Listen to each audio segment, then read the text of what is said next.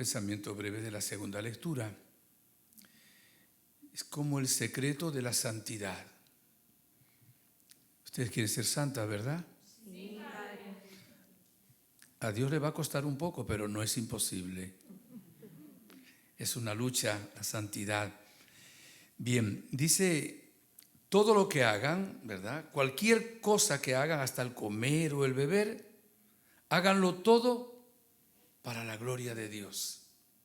Porque es que Dios nos creó para darle gloria a Él. El ser humano casi siempre coloca su propio ego en el centro.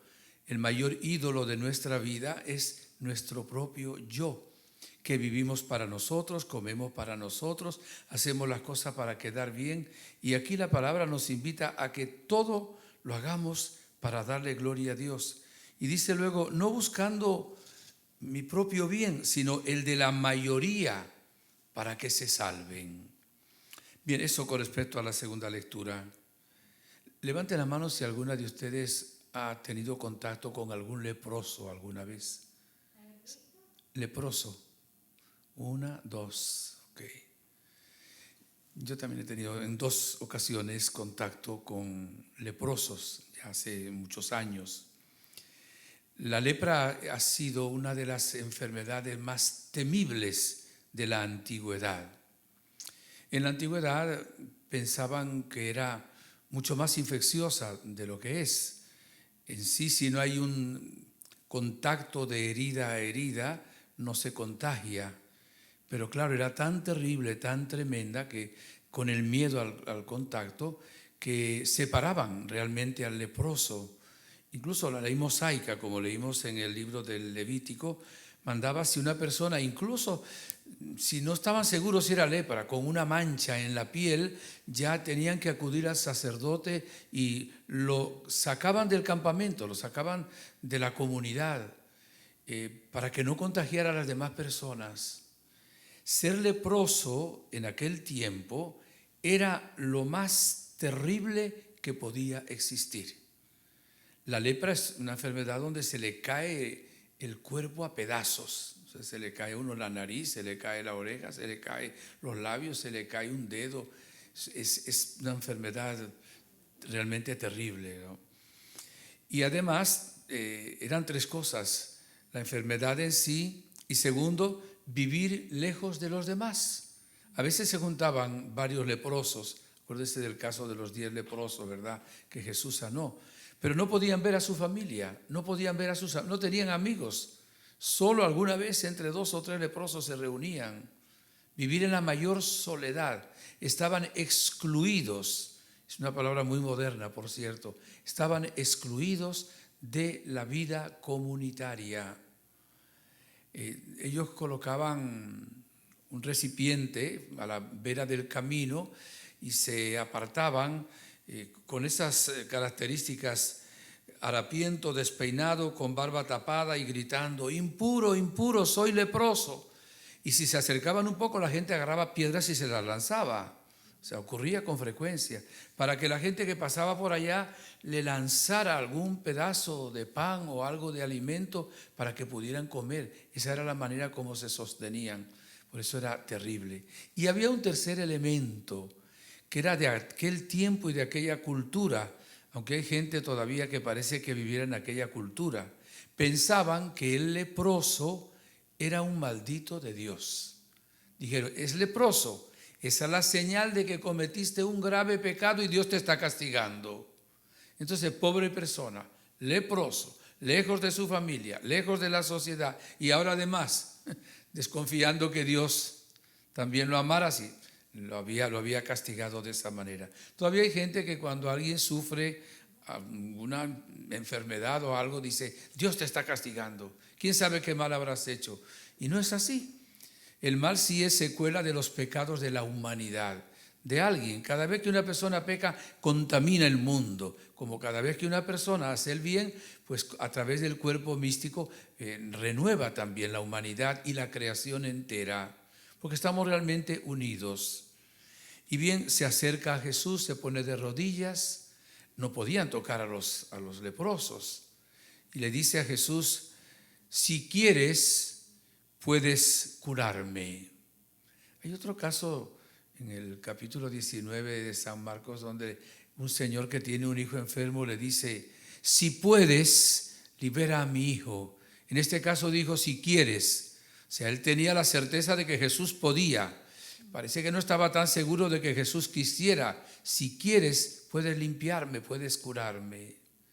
Y Jesús, dice el evangelista, al verlo, se compadeció de él. Compadecerse es padecer con. Claro, si Jesús iba a cargar luego sobre sus espaldas todas las enfermedades del mundo, todos nuestros pecados, todos nuestros sufrimientos, siempre estamos predicando la misericordia del Sagrado Corazón de Jesús, ¿verdad? Que es el atributo más conveniente para nosotros por ser misericordioso, porque coloca su corazón en nuestras miserias y quiere que coloquemos nuestras miserias en su corazón. Se compadeció de él. Y aquí tenemos que decir algo que es muy importante. Dios siempre ve al que sufre. Jesús siempre está con la persona que tiene sufrimiento. No es ajeno al dolor humano. Hay personas que piensan: Dios me ha abandonado. Dios nunca nos abandona. Y lo dice la carta a los Hebreos: jamás te abandonaré. Pero a veces tenemos esa sensación por la prueba, por la oscuridad por la cual pasamos, en fin, por tantas razones. Pero no, vamos a subrayar eso. Jesús, incluso ahora aquí entre nosotros, tiene compasión de nosotros. Está viendo nuestros sufrimientos, está viendo la comunidad religiosa, nuestras familias, esta familia que le acaban de asesinar a este miembro, ¿verdad? Qué terrible. Y Jesús la está viendo, está cerca. Él nos dice en el Evangelio de San Mateo, capítulo 11, versículo 28, vengan a mí todos, no dice alguno, todos los que están cansados y agobiados, que yo les aliviaré. Qué importante es tener fe en Jesús. Mire cómo le fue a este hombre con la fe que tenía, que nosotros no la podemos juzgar. Jesús le dijo: quiero. Jesús lo tocó. Jesús no hacía falta que lo tocara, con una palabra lo hubiera sanado, pero lo estaba sanando de esa exclusividad, de ese sacarlo de la comunidad. Nadie lo tocaba, nadie lo abrazaba, nadie tenía un gesto de ternura y de cariño con él desde que había agarrado la lepra. Y Jesús, con un cariño inmenso, lo toca.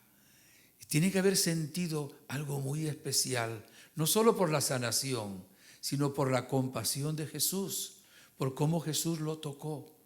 Interesantísimo esto.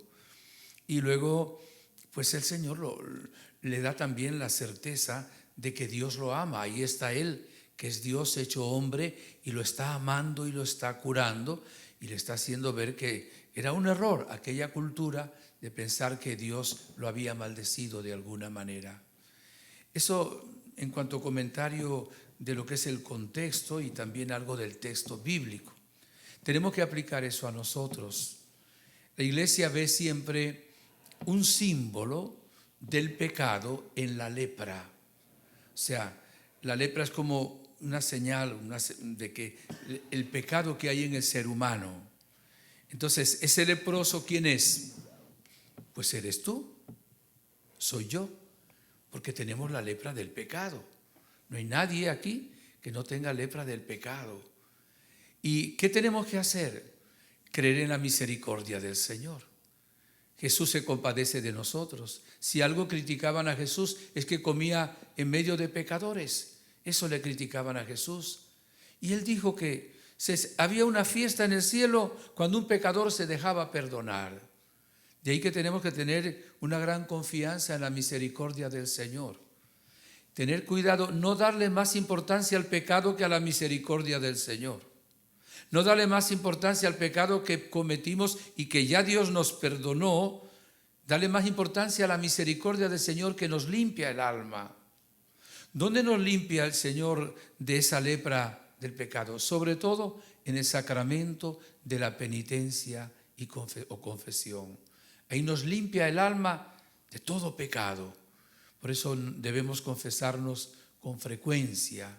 Incluso nos perdona la culpa y al mismo tiempo nos libera del castigo eterno del infierno. Nos queda luego por reparar, ¿verdad?, las penas temporales, o en esta vida o en el purgatorio. Pero esa es la misericordia del Señor en ese hermoso sacramento. Y sería interesante que hoy pensemos un poquito, ¿qué lepra tengo yo? O sea, ¿soy soberbio? ¿Tengo resentimientos en mi corazón? ¿Hay elementos de impureza en mi vida? ¿Soy pesimista? ¿Me dejo llevar con frecuencia de la ira? ¿Me falta realmente amor a mi prójimo? Cada uno de nosotros tenemos pues esas manchas de lepra. Hoy le diremos a Jesús: no nos dejes caer en la tentación y líbranos del mal. Y el sacerdote dirá: líbranos, Señor, de todos los males. Y antes de comulgar le diremos también: una palabra tuya bastará para sanarnos. Esta palabra también nos invita a nosotros a tener esperanza, porque para Dios nada hay imposible. Y si estamos en un imposible, Dios ya tiene una maravillosa salida para cada uno de nosotros. Al que fue sanado, creo que le faltaron dos cosas. Una, agradecerle al Señor.